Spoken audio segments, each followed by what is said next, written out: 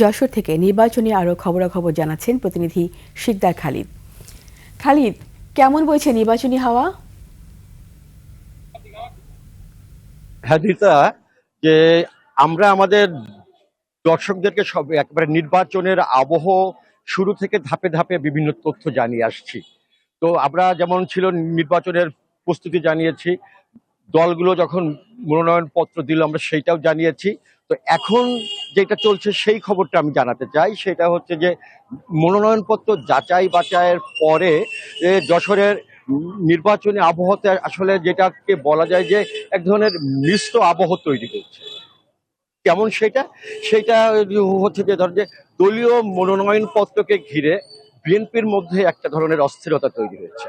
BNP তিন ধাপে যশোরে হচ্ছে যে তাদের দলীয় প্রার্থী ঠিক করেছে।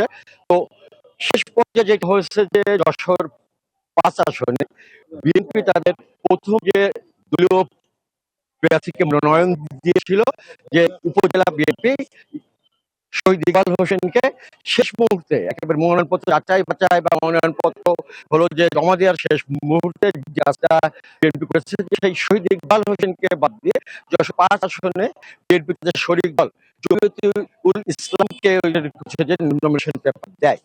আবার যশোর হলো যে ৪ আসনে একবারে নমিনেশন পেপার যাচাই বাছাইয়ের শেষ দিনে যে বিএনপির যে প্রার্থী ছিলেন, বিএনপির প্রার্থী ছিলেন, তাকে হচ্ছে যে বাদ দিয়ে আরেকজন প্রার্থীকে নমিনেশন পেপার দেয়।